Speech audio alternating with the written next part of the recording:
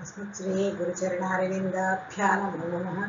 श्रीरामचन्द्रपरब्रह्मणे नमो नमः। विश्वेश्वरं साम्बमूर्तिं प्रणिपत्य गिरं गुरुं टीकांसि सुहितां कुर्वे तर्कसङ्ग्रहदीपिका। इदानीं लक्षणानि लक्षणापि शब्दवृत्तिः शक्यसम्बन्धः लक्षणसम्बन्धः लक्षणः अर्थात तच्चक्ति शून्यत्वे सति तत्सम्बन्धि सत्त्वम् इत्यर्थः।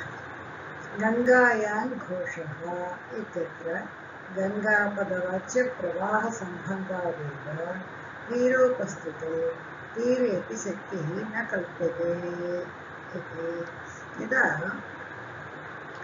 पदानां शक्तिः तेषु तेषु अर्थेषु वर्तन्ते एवमेव तदपेक्षया अतिरिक्ते अर्थे प्रयोगः दृश्यते चेत् तदा कथं निर्बाह्यः इति जिज्ञासायां लक्षणम् इत्युच्यते। शक्यघटितः सम्बन्धः शक्यसामीप्यं लक्षणं भवति। शक्यसामीप्यं लक्षणं भवति तत् लक्षण शक्यसम्बन्धः इति। यदि गङ्गायां घोषः इति वर्तते खलु, गङ्गापदं वर्तते, गङ्गापदस्य शक्यार्थे किं भवति? गङ्गा इत्युक्ते नदी प्रवाहरूपः इति खलु, प्रवाहरूपम् इति शक्यार्थं भवति। तत्र घोषस्य प्रवाहे घोषः इत्युक्ते अभीरपल्ली, प्रवाहे अभीरपल्ली वर्तते एव, घोषः वर्तते एव इत्युक्ते तत्र अन्वयं न भवति, अन्वय अनुपपत्तिः भवति।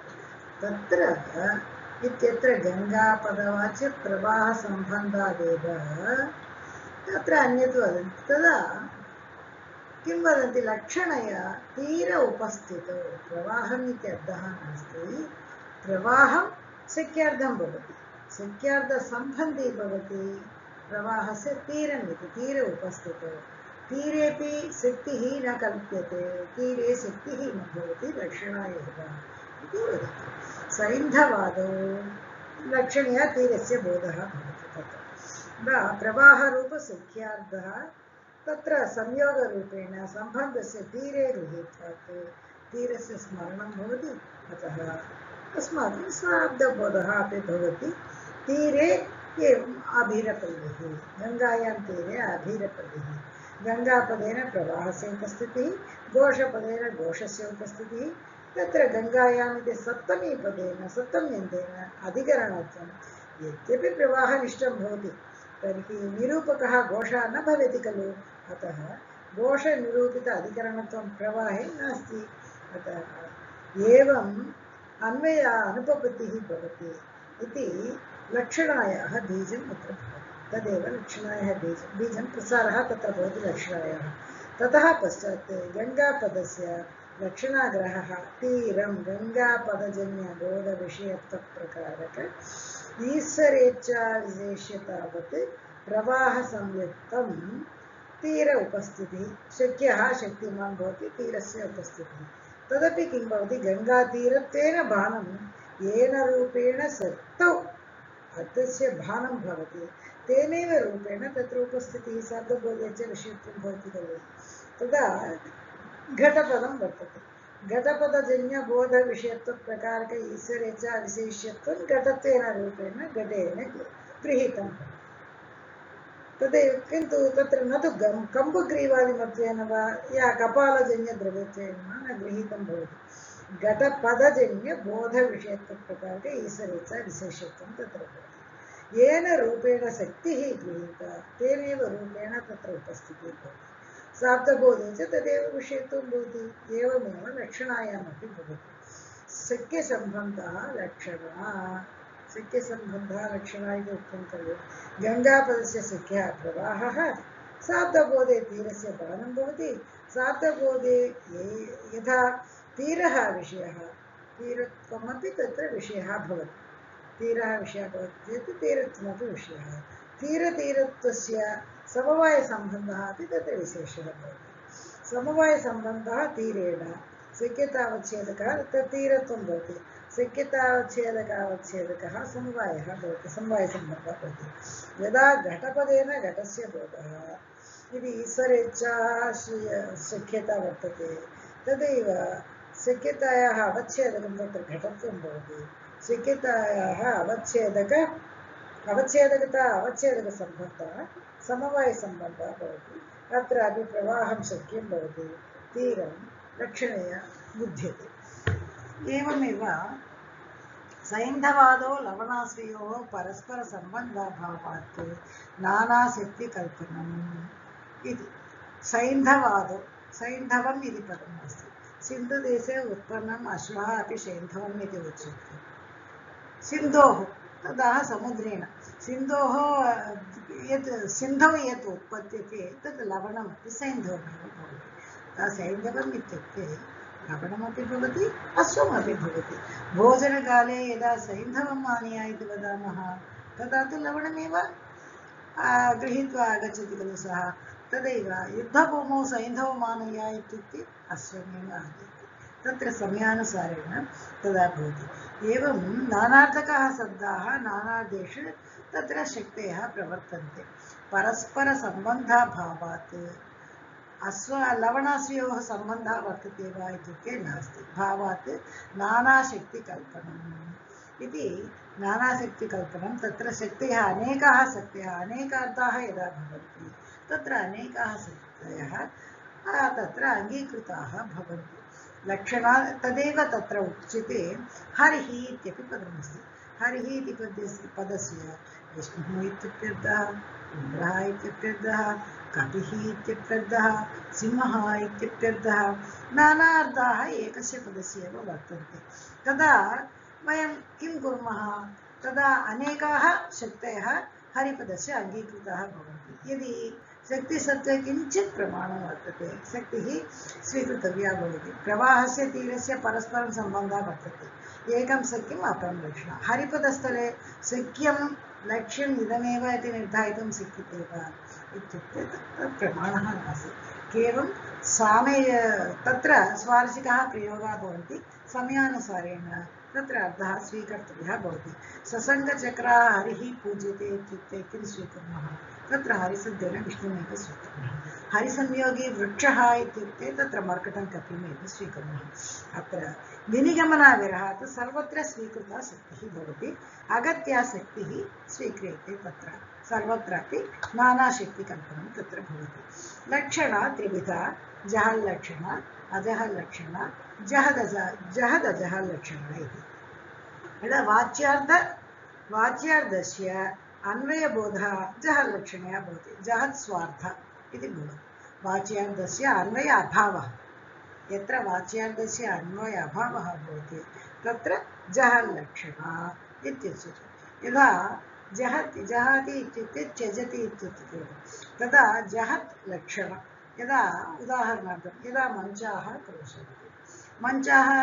क्रोशन्ति इति अर्थं भवति वा? मञ्चाः तत्र क्रोशन्ति वा चेत् तत्र अर्थः न भवति। अतः मञ्चाः इति पदं तस्य पदस्य शक्य तत्पदस्य अर्थं स्वार्थं त्यक्त्वा मञ्चस्थपुरुषाणाम् अर्थः भवति। जहत् लक्षणम्। एकं पदं स्वार्थं, तत्र वाच्यार्थ स्वार्थं त्यक्त्वा तत्र अन्यत् स्वीकरोति इति। मञ्चाः क्रोशन्ति इत्युक्ते तत्र मञ्चस्थाः पुरुषाः एव, पुरुषाः क्रोशन्ति इति अर्थः स्वीकरणीयः भवति। यत्र वाच्यार्थस्यापि अन्वयः तत्र अजहल्लक्षणा भवति। यदा छत्रिणः गच्छन्ति इति उदाहरणम्। अत्र किञ्चित् अक्षराणां व्यत्यासः भवति। गच्छन्ति अत्र अत्र सम्बन्धः प्रिण्टिङ्ग् मिस्टेक्स् वर्तन्ते, क्षम्यताम्। तत्र गच्छन्ति इति छत्रिणः गच्छन्ति, तत्र समूहः गच्छति, तत्र छत्रिणः बाहुल्येन वर्तन्ते। तदापि छत्रिणः गच्छन्ति इति वयं वदामः चेत् तत्र बाहुल्येन छत्रिणः तान् अत्यक्त्वा अजहाति न जहाति, तान् अत्यक्त्वा अछत्रिणमपि, तत्र अछत्रिणः अपि गच्छन्ति खलु, तेषामपि सङ्ग्रहणं भवति। तदेव अजहल्लक्षणम् इत्युक्तं भवति। चत्रेषु समुदायपदं खलु, समुदायघटकत्वेन चत्रिणः अपि बोधस्य वर्तमानत्वात् अजहत् स्वार्थ स्वसख्यार्थमपि बोधयति तदनन्तरं समुदायघटकत्वेन सख्यार्थमपि भूत्वा अचत्रिणानपि तत्र गृह्यन्ति अचत्रिणः अपि तत्र गृह्यन्ति यत्र वाचैकदेशत्यागेन एकदेशान्वयः तत्र जहत् अजहत् लक्षणः भवति तत्र तत्त्वमसि इति यदा वदामः यदा तत्त्वम् असि एतत् तत्त्वमसि इत्युक्ते तत् इत्युक्ते कः सर्वज्ञत्वविशिष्टः ईश्वरः त्वम् इत्युक्ते अल्पज्ञत्वविशिष्टः जीवः तत् त्वम् असि अत्र किं भवति तत् पदार्थेऽपि त्वं पदार्थेऽपि किञ्चित् जहति किञ्चित् जहाति किञ्चित् न जहाति जहत् अजहत् लक्षणम् एकदेश अन्वयः तदा ईश्वरस्य सर्वज्ञत्वं सर्वज्ञानम् अस्ति जीवस्य अल्पज्ञानम् अस्ति तत्र सर्व अल्प इति पदं त्यजति किन्तु ज्ञानं तत्र वर्तते तदेव जहदजहत् लक्षणः इति अतः अल्पज्ञत्वविशिष्टः जीवः अतः कश्चित् अंशस्य त्यागः अल्पज्ञत्व सर्वज्ञत्वे त्यागः कञ्चन स्वीकरोति इत्युक्ते तत् चैतन्यं ज्ञानं तु स्वीकरोति तदेव जहत् अजहत् लक्षणम् तदेव गौण्यपि लक्षणैव लक्ष्यमाणगुणसम्बन्धस्वरूप यथा अग्निर्माणवकः इति पूर्वपक्षाणां वादः अस्तु इतोपि अन्या वृत्तिः अपि अस्ति गौणीवृत्तिः इति वर्तते गौणीवृत्तिः नाम गुणयोगेन जाता इति गौणी इति गुणयुक्ता गौणी भवति यदा शब्दः कञ्चन गुणम् आदाय तदा स्व अर्थ अपेक्षया अन्यस्मिन् अर्थे भवति तस्मिन् अर्थे सः शब्दः गौणः भवति यदा मनुष्यः अत्यन्तं साहसं प्रदर्शयति पराक्रमं प्रदर्शयति तदा वयं किं वदामः न तत्र मनुष्ये सिंहशब्दः शक्यः वा शक्यार्थं बोधयति वा इत्युक्ते नास्ति रक्षणार्थं बोधयति वा लाक्षणिकः वा इत्युक्ते तदपि नास्ति यत्र सिंहमनुष्ययोः सम्बन्धः एव न भवति किन्तु सिंहे विद्यमानः यः गुणः साहसत्वं तत् सदृशगुणं तस्मिन् वर्तते इति कारणात् तदा पुरुषसिंहः इत्यादिकम् अस्माभिः उच्यते नरसिंहः पुरुषसिंहः इत्यादि प्रयोगाः भवन्त्येव तत्र सिंहशब्दः यदा लक्ष्यमाणेन गुणेन कस्मश्चित् अर्धे प्रयुज्यते तदा अत्र सिंहशब्दः गौरवः तदेव अग्निर्माणवकः इत्यपि उदाहरणम् अस्ति यदा अग्निर्माणवकः इत्युक्ते अग्निवत् माणवकः अपि तेजस्वी इत्यर्थः अग्निमाणवकयोर्मध्ये सम्बन्धः किञ्चिदपि नास्ति तत्र सत्यार्थः अपि नास्ति तदेव लक्षणे अपि न प्रवर्तते अग्निवत् माणवकः अपि तेजस्वी इति वक्तुमेव अग्निर्माणवकः इति उच्यते अतः तत्र गौणीवृत्तिः स्वीकरणीया इति पूर्वपक्षाणां वादः किन्तु सिद्धान्तवादी किं वदति नैयायिकः किं वदति शक्यसम्बन्धः लक्षणः भवति सम्बन्धानां नियमनम् एवं कर्तुं न शक्यते यथा क्वचित् संयोगः वा भवति क्वचित् समवायसम्बन्धः वा भवति क्वचित् समुदायघटकत्वं भवति क्वचित् पारम्परिकः भवति क्वचित् सादृश्यरूपेण भवति इत्यादि वर्तते यदि द्विरेफः भ्रमरः इत्युक्ते द्विरेफवत् अस्य शक्तिः रेफद्वये भ्रमरे रेफद्वयमपि वर्तते खलु अतः तदपि द्विरेफः इत्युच्यते रेफद्वयघटितशब्दः भ्रमरः स्वसख्यरेफद्वयघटितपदवाच्यत्वम् अतः द्विरेफशब्दस्य भ्रमरेण सह सम्बन्धः परम्परासम्बन्धेन तत्र लक्षणः भवति तदैव अग्निर्माणवकः स्वसख्य अग्निनिष्ठपदवाच्यत्वं तत्र अतः शक्यसम्बन्धः लक्षणः स्ववृत्ति सदृशसूरत्ववत् पुरुषसिंहः इत्यादौ वर्तते यदा अग्निर्माणवकः इत्यादौ वर्तते तत्र अग्निशब्दस्य शक्यः अग्निः स्वसख्य अग्निनिष्ठ तेजस्वीवत्ता मनुष्ये वर्तते माणवके वर्तते अतः स्ववृत्तिगुण सजातीयगुणवत्ता सम्बन्धं लक्षणात्वेनैव वयं स्वीकुर्मः तर्हि तैस्ते शब्दैः ते अवाच्याः अर्थाः बोधयितुं शक्यते चेत् अत्र लक्षणः एव भवतु गौणी इति अतिरिक्तवृत्तेः आवश्यकता किं यः गुणः भवता लक्ष्यते तद्गुण घटितसम्बन्धरूपलक्षणा एव खलु गुणसदृशगुणवत्तासम्बन्धः एव अत्र विवक्षितः अतः गौणीवृत्तिः वयं न स्वीकुर्मः तदपि लक्षणा एव इति नैयायिकानां वादः किन्तु गौणीवृत्तिं मीमांसकाः अङ्गीकुर्वन्ति गौण्यपि लक्षणे एव इति लक्ष्यमाणगुणसम्बन्धरूपम् इति नैयायिकः वदति व्यञ्जनापि अत्रापि व्यञ्ज च नास्ति व्यञ्जनापि शक्तिर्लक्षणान्तर्भूता शब्दशक्तिमूला अर्धशक्तिमूला च अनुमानादिना अन्यथा सिद्धा इति उच्यते तत्र यदा नानार्थकस्थले दूरस्थाः भूधराः रम्याः इत्यत्र भूधरशब्दः राजानमपि बोधयति भूधरशब्दः तदेव पर्वतमपि बोधयति तदा राज्ञामपि शक्तिः तत्र प्रतीयते एव गङ्गायां घोषा इत्यत्र तदा किं वदति नैयायिका तदा साहित्यकाराणाम् अभिप्रायः किं भवति तत्र व्यञ्जनापि शक्तिलक्षण अन्तर्भूता भवति शब्दशक्तिमूला अर्धशक्तिमूला च अनुमानादिना अन्यथा सिद्धा भवति तात्पर्य अनुपपत्तिरेव तत्र लक्षणायाः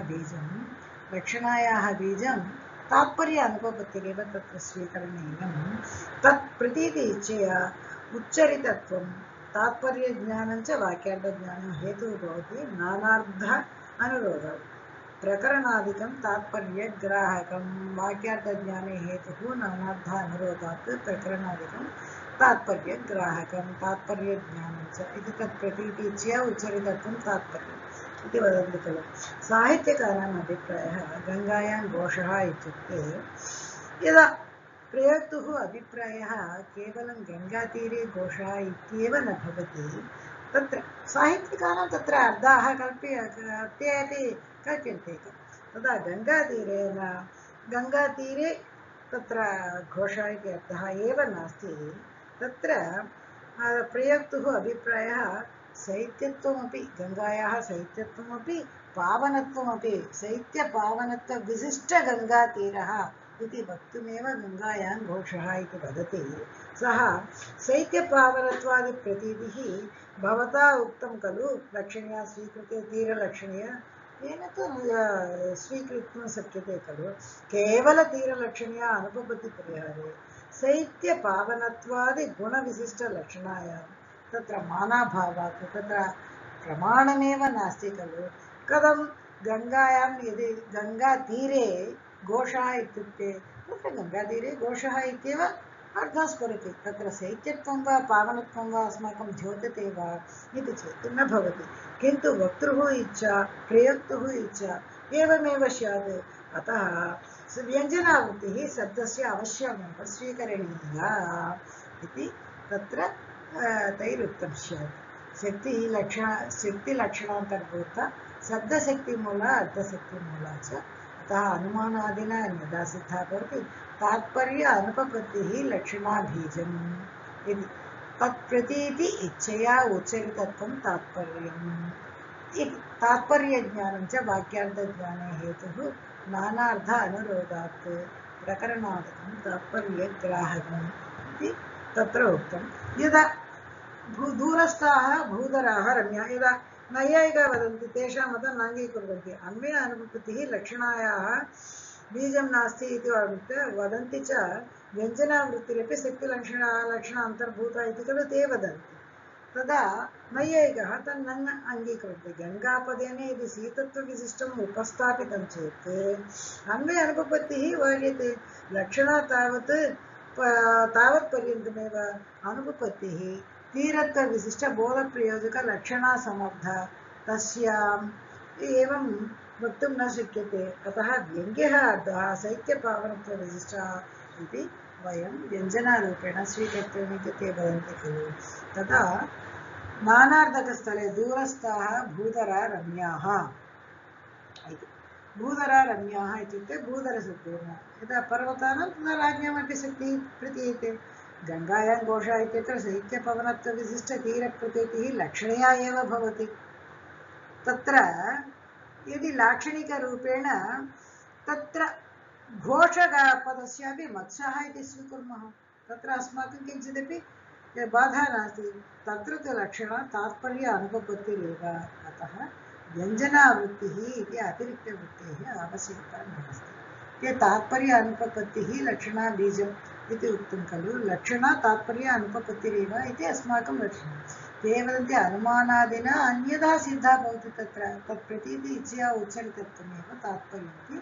तात्पर्यज्ञानं च वाक्यार्थज्ञाने हेतुः नानार्थ अनुरोधात् इति अनैयायिकानां वादः यदि शब्दशक्तिमूलया व्यञ्जनया अन्यथा सिद्धिः अर्थशक्तिमूलया तस्य नान्यथा सिद्धिः अर्थशक्तिं स्वीकुर्मः गच्छ गच्छसि चेत् काः पन्थानः सन्ति तेषु ममापि जन्म तत्रैव भूयात् यत्र गतो भवान् इति श्लोकमस्ति चेत् अत्र तदा श्लोके यदि चेत् पश्यामः चेत् सः पदं वदति गच्छ गच्छसि चेत् गच्छ गच्छश्चेत् ते पन्थानः शिवाः सन्ति इति सम्यक् वदति ममापि जन्म तस्यैव स्यात् यत्र गतो भवान् यत्र भवान् गच्छन्ति तत्रैव मम जन्मापि स्यात् अतः किमर्थं ज्ञायते अत्र तव गमनानन्तरं मम प्राणवियोगः भविष्यति इत्येव खलु अर्थं बोध्यते अतः न गन्तव्यम् इति अर्थः तत्र वर्तते खलु अतः शक्तिलक्षणाभ्यां व्यवहारः तत्र कथं निर्वह्यते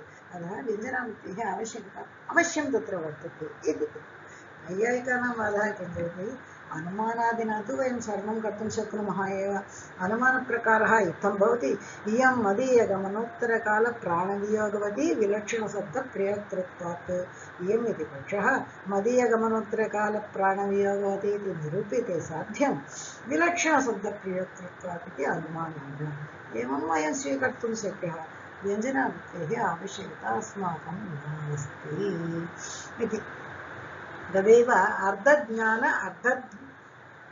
अर्धज्ञानार्थत्वात् शब्दस्य अर्थम् अभिज्ञाय शब्दाद्याहार असम्भवात् अर्धाद्याहारः एव युक्तः इति चेत् न इति वदन्ति तत्र यदा द्वारं पिबेहि इति शब्दाद्याहारः कश्चन अस्माकं गृहे अर्थः प्रविशति वयं वदामः द्वारं पिधेहि शब्द अध्याहारः तत्र भवति ननु अर्धज्ञानार्थं तु शब्दस्य अर्थम् अविज्ञाय शब्द अध्याहार असम्भवात् अर्ध अध्याहारः एव युक्तः इति चेत् न शब्द अध्याहार असम्भवात् यदा द्वारम् इत्यादौ द्वारम् इत्युक्ते पिधेहि इति अर्थं वयं स्वीकुर्मः शब्दाध्याहारः भवति खलु तत्र अतः अर्थमेव स्वीकुर्मः अर्धज्ञानार्थत्वात् शब्दस्य अर्थम् अविज्ञाय शब्दाद्याहार असम्भवात् शब्दस्य यदि अर्थं न ज्ञायते चेत् शब्द अध्याहारम् असम्भवं भवति खलु अर्थमेव तत्र प्रधानं भवति खलु अतः अर्धाद्याहारः इति वक्तुमेव युक्तः इति चेत् न इति नैव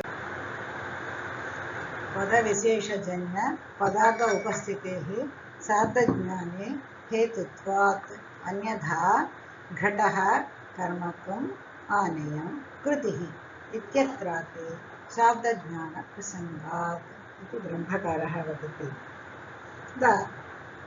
द्वारकर्मत्वपिधानकृतिः इति वदामः न कस्यापि अवगमः स्यात् शाब्दबोधः स्यात् द्वारं पिधेहि इत्युक्ते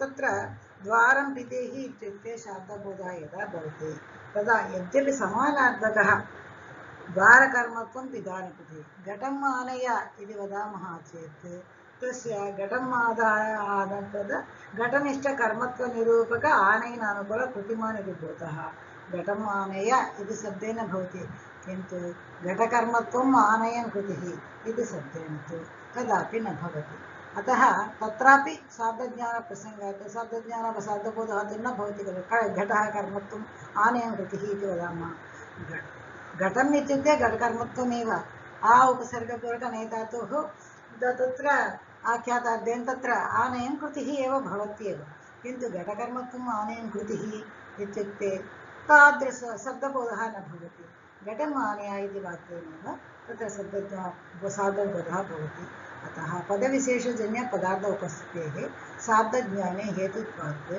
तत्र पदजन्य पदार्थोपस्थितिः तत्तत् सार्धपदे कारणं भवति। अतः केवल पदार्थ उपस्थितिः इत्यादिकं न कारणं भवति। तत्र यत् प्रभाकराणां मतम् उत्तमं मतं खण्डयति नैयायिकः। तदनन्तरं वदति पङ्कजादिपदं चतुर्विधं भवति। पदं यदा भवति यौगिकं चेति रूढं चेति योगरूढं चेति यौगिकरूढं चेति चतुर्विधं भवति। तत्र योगरूढिं प्रधानं पङ्कजादिषु योगरूढिः इति पङ्कजम् इति पदम् अस्ति। पङ्कजं पदे अवयवशक्तिना सह समुदायशक्तिरपि अस्ति। पङ्कजने कर्तृत्वम् अवयवं भवति। तत्र पद्मः इति समुदायशक्तिबोधं बोधयति।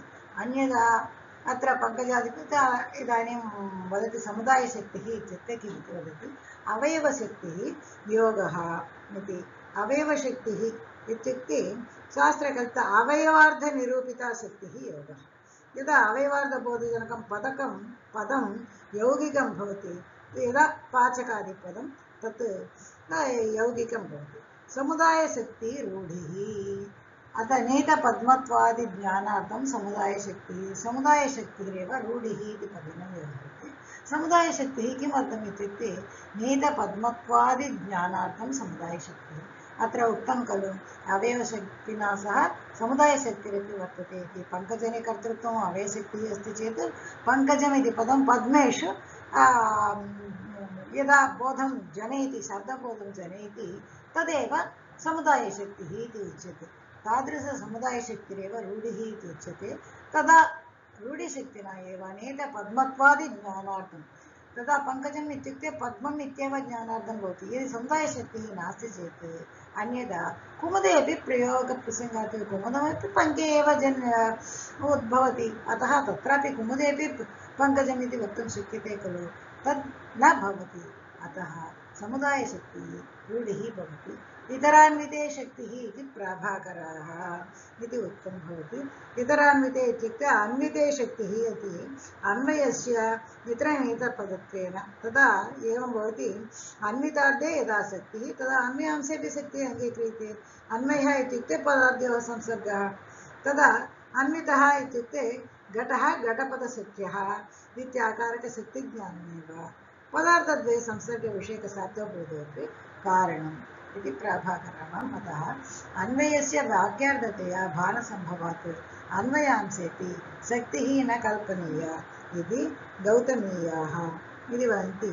अन्वयस्य इत्युक्ते पदार्थद्वये संसर्गस्य वाक्यार्थतया शब्दबोधविषयतया।